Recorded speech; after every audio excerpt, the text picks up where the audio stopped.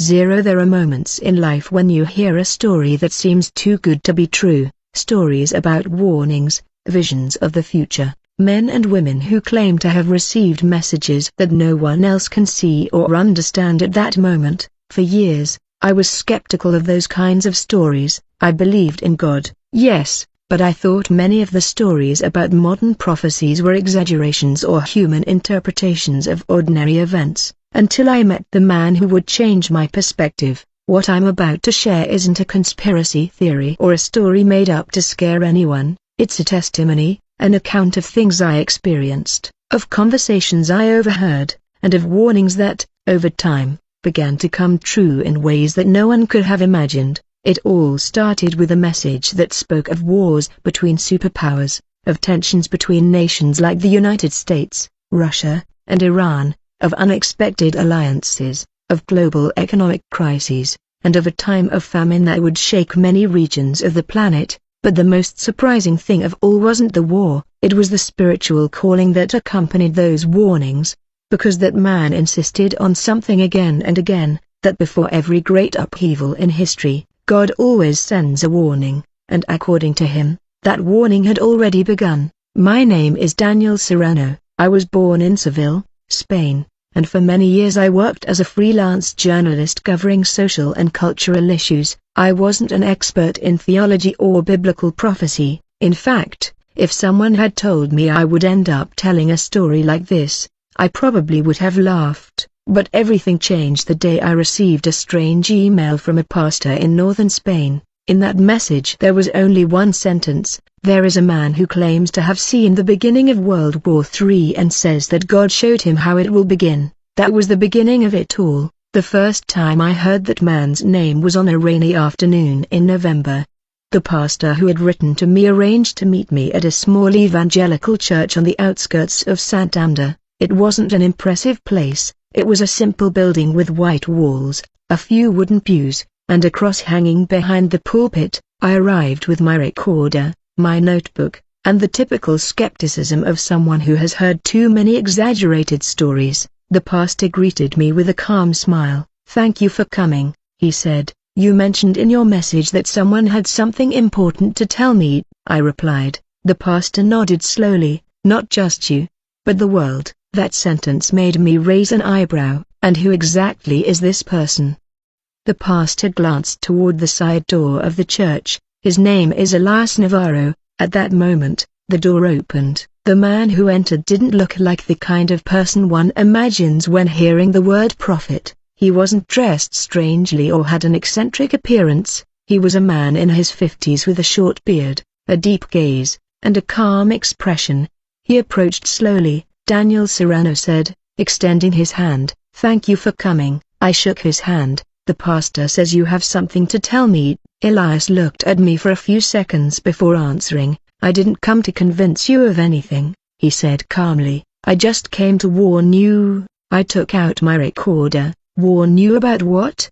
Elias sat down on one of the pews across from me. For a few seconds he was silent as if he were carefully considering his words. Then he spoke. "6 months ago I had a vision while I was praying. I wrote it down. I kept my notebook open without looking up. A vision of Elias taking a deep breath of war. I looked up. What kind of war?" His answer was so calm it sent an unexpected chill through me. "A world war." Rain pounded against the windows of the small temple as he continued speaking. "I saw tensions rising between nations that have distrusted each other for years. The United States, Russia, Iran, alliances forming and breaking, conflicts starting in small regions but rapidly escalating." I looked at him intently. "That sounds like political analysis, not a vision." Elias shook his head. "No, because I also saw something else." "What?"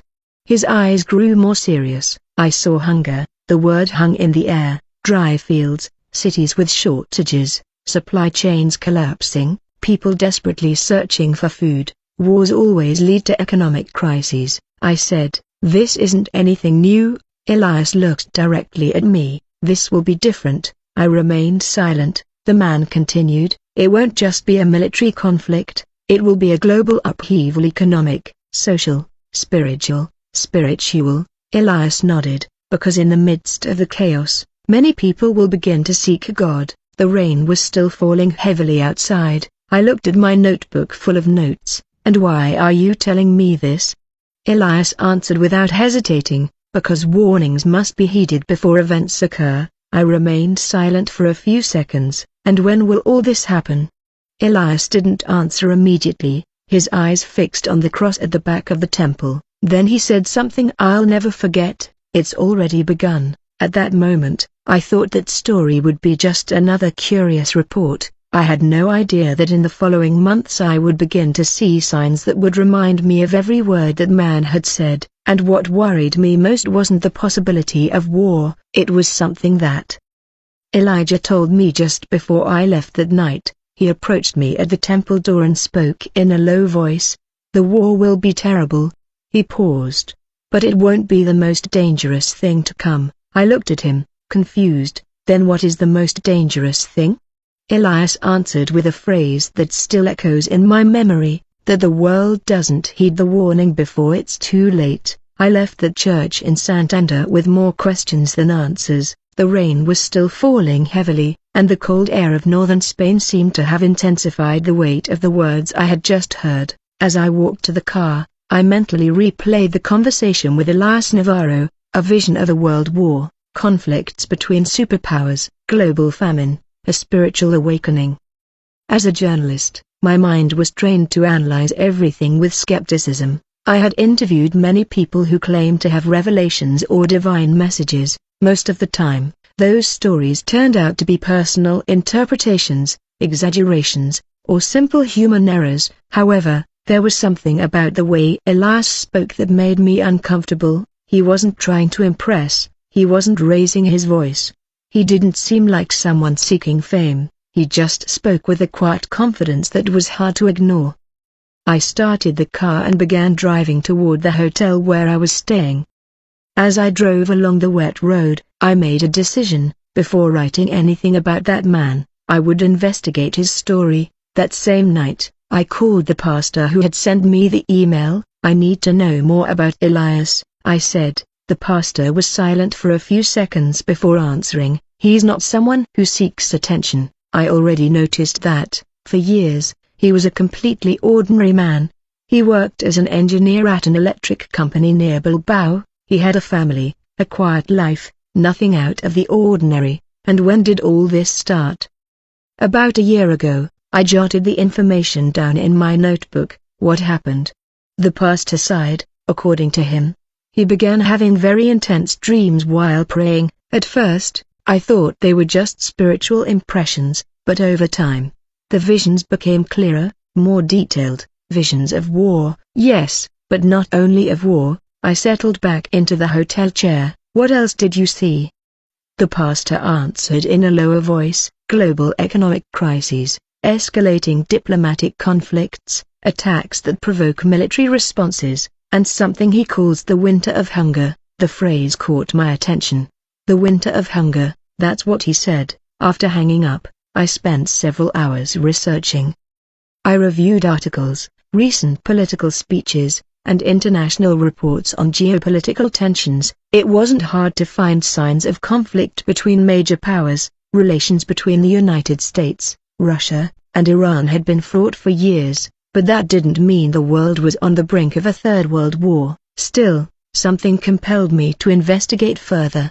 The next morning, I met with Elias again. This time it wasn't at the church, but at a small cafe near the port. The place was almost empty. The aroma of freshly brewed coffee filled the air. Elias was already seated when I arrived. I knew you'd come back, he said with a slight smile. I sat down across from him. Let's just say his story piqued my curiosity. I took out my notebook. I want you to explain something to me. Go ahead. You said the war has already started, but there isn't a global conflict right now. Elias shook his head slowly. Modern wars don't start the day the first missiles are fired, so when do they start? Elias took a sip of coffee before answering. Invisible tensions begin. He leaned slightly forward. They begin with shifting alliances, weakening economies, and regional conflicts that major powers use as pawns on a chessboard. I jotted down the word. And what exactly did you see in your vision? Elias was silent for a few seconds, then spoke. I saw a crisis in the Middle East directly involving Iran. I looked up. That happens often, but this time it will be different. Why? Elias took a deep breath. Because Russia will get more directly involved, and the United States will respond to protect its interests and its allies. I felt a slight chill run through me. And Europe? Elias looked at me gravely. Europe will try to stay out of it at first, but it won't be able to for long. I glanced out the cafe window. The sea was grey and choppy. How does famine fit into all of this? I asked. Elias answered with a sentence that I immediately jotted down. When supply chains break down, famine appears faster than people realize. He looked directly at me again. Closed ports, blocked trade, limited energy, fields that can't be cultivated because the machinery depends on fuel that no longer arrives. Silence settled between us. After a few seconds, I asked what troubled me most. If God showed him all this, why? Elias didn't hesitate to warn. Warn whom? His answer was simple, everyone. And what are we supposed to do with that warning? Elias placed his hands on the table. Prepare your heart. Frown. The heart. Crises reveal what's truly inside people. He paused before continuing. When scarcity arrives, when fear grows, when the world shakes, many will seek answers. I looked at him intently. And you believe those answers lie in faith? Elias nodded. They've always been there. I finished my coffee in silence. Before leaving, I asked him one last question. If all this is true, how much time do we have? Elias looked at the sky through the window. His answer was brief. Less than you imagine. At that moment, I thought I was just hearing an exaggerated warning, but a few weeks later, something happened in the international news that made me remember every word of that conversation. The following weeks, I returned to Seville with my mind full of doubts. I had interviewed many people with strange stories, but usually, after a few days, the interest faded. You write the report, publish the article, and move on to the next topic, but that wasn't happening with Elias Navarro. His words kept swirling in my head. Modern wars don't begin the day the missiles are launched, they begin with invisible tensions. I tried to focus on other work, but every time I opened an international news website, I found something that reminded me of that conversation in the Santander Cafe. Headlines about new economic sanctions, tense diplomatic meetings, military movements in strategic regions.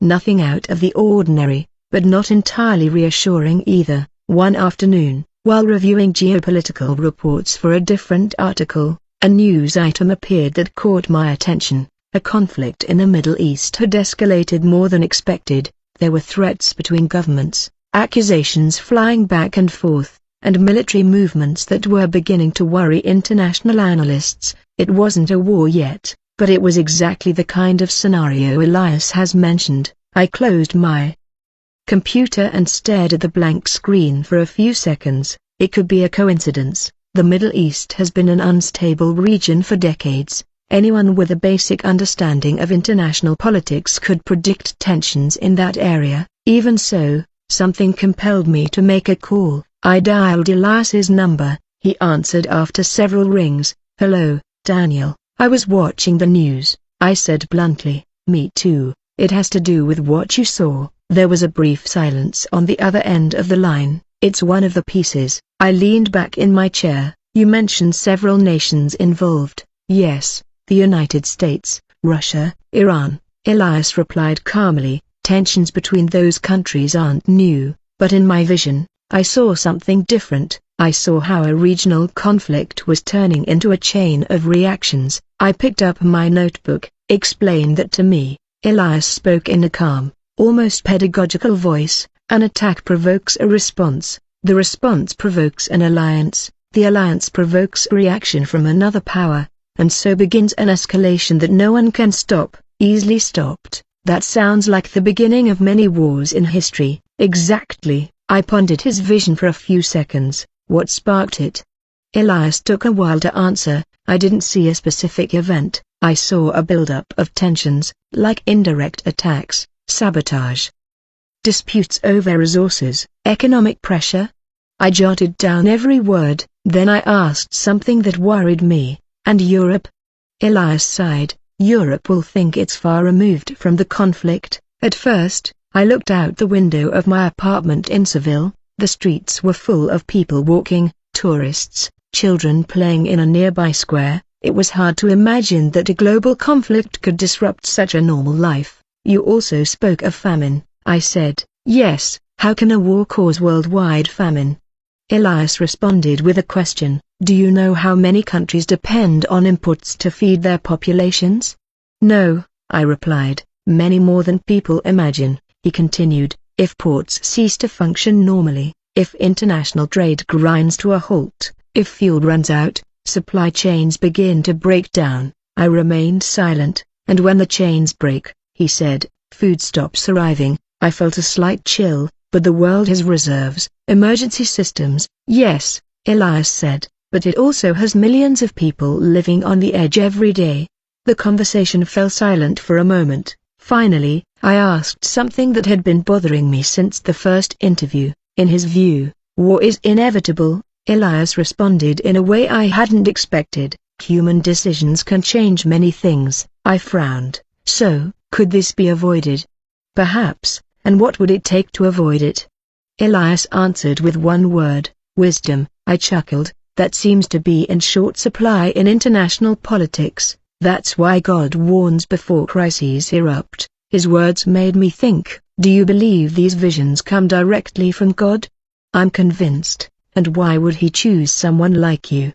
Elijah was silent for a few seconds, then he said something that I immediately jotted down, because God often uses ordinary people to deliver extraordinary messages. After hanging up, I spent a long time thinking. I didn't know whether to believe Elijah's story, but I did know one thing for sure. International news was beginning to move in a disturbing direction. That night I decided to do something I hadn't done since my teens. I opened a Bible I had stored on a bookshelf. I remembered something Elijah had mentioned in our first conversation, that global crises they were always accompanied by spiritual warnings. I began to read some passages related to times of war and scarcity. One in particular caught my attention. It spoke of rumors of wars, of nations rising against nations, and of difficult times before a profound change in the world. I slowly closed the book. I didn't know if what Elias had seen was a prophecy or simply a spiritual interpretation of reality, but at that moment, a question began to form in my mind. What if it wasn't just a warning for the world, but also a warning for me? I couldn't imagine that very soon there would begin to be much clearer signs that something big was changing on the international stage, and that these signs would force me to see Elias again sooner than I expected. The following months were marked by a strange feeling that I couldn't explain. Life went on as usual in Seville. The terraces were full, tourists strolled through the historic center, and flamenco guitars filled the air in some bars at night. Everything seemed exactly the same. But something inside me had changed since I met Elias Navarro. I no longer saw the news the same way. Before, I observed it like a journalist. Facts, figures, political analysis, official statements, everything fit within a professional logic. Now, each headline seemed like a piece of a larger puzzle, and some pieces were beginning to fit together in a disturbing way. One morning, I received a message from a colleague who covered international affairs. It simply said, "Have you seen what's happening with the energy routes?" I opened the link he sent me. It was a report on new trade and military tensions related to oil and gas in various regions of the world. There were disputes in the Black Sea, increasingly harsh economic sanctions between the United States and Russia, and new military agreements between countries in the Middle East. None of it was technically a war, but it was exactly the kind of pressure that, according to Elias, could ignite something much bigger. I spent several hours reading reports and analyses. The more I investigated, the more I understood one thing: the international balance was becoming fragile, alliances were shifting, rhetoric was growing more aggressive, and diplomacy seemed increasingly strained. That afternoon, I decided to do something impulsive. I took the train to Santander. I hadn't told Elias I was coming, I just felt I needed to talk to him again. When I arrived at the small church where I had met him, the building was almost empty. Only a few people were arranging chairs and tidying up after a meeting. Elias was there. He seemed surprised to see me, but he smiled calmly. "I knew you'd come back." "How?" "When someone starts asking deep questions, they rarely stop at the first conversation." We sat on a wooden pew near the altar. I pulled out my notebook, filled with notes. Tensions arising, I told him. Elias nodded slowly. "Yes, this is what you saw," I said, looking directly at him. "I need to understand something." "Go ahead." I took a deep breath before asking, "If all this is related to a prophecy, where does it appear in the Bible?" Elias didn't answer immediately. He stood up, walked over to a small table, and returned with a rather worn Bible. He opened it carefully. "There are several passages that speak of times of global conflict," he said, "but many believe they refer to very distant or symbolic events." He pointed to a text. "Here it mentions that nation will rise against nation and kingdom against kingdom." I read the verse silently. "That has happened many times in history." "That's true," Elias replied, "but the context also speaks of simultaneous crises." "What kind of crises?" "Wars, shortages, global fear." I thought about what I had read about energy routes. The world economy depends on stability. I said, "If the tensions escalate into war, the impact would be enormous." "Exactly." Elias turned to another passage. "It also mentions famine in various parts of the world." I looked up. "The famine you mentioned?" "Yes." I felt a slight knot in my stomach, "but the modern world produces more food than ever." Elias slowly closed the Bible. "The problem isn't always production." "Then what is distribution?" That made me think of a globalized world. Food travels thousands of miles before reaching cities. If international trade stops, if fuels become scarce, if ports cease to function, the food simply stops arriving. In my vision, Elias continued, I saw empty supermarkets in various cities around the world. I felt a chill, including in Europe. Yes, I stared at the floor for a few seconds. That would be social chaos. Famine always causes it. Silence filled the church for a few moments. Then I asked something that had been on my mind for days. If these prophecies are warnings, what does God expect us to do?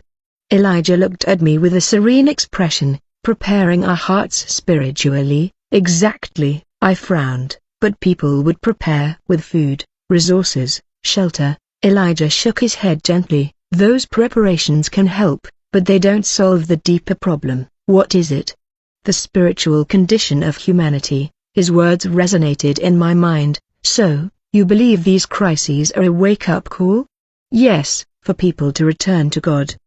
Exactly. We left the church as it was getting dark. The city lights illuminated the damp streets after a light rain. Before we said goodbye, Elias said something that stayed with me throughout the entire journey home. Wars change maps, he said, but spiritual crises change souls. That night, as the train hurtled toward Seville, I stared out the window at the dark landscape whizzing past, and for the first time, I began to wonder if the story I was investigating wasn't just a news report. Perhaps it was a real warning.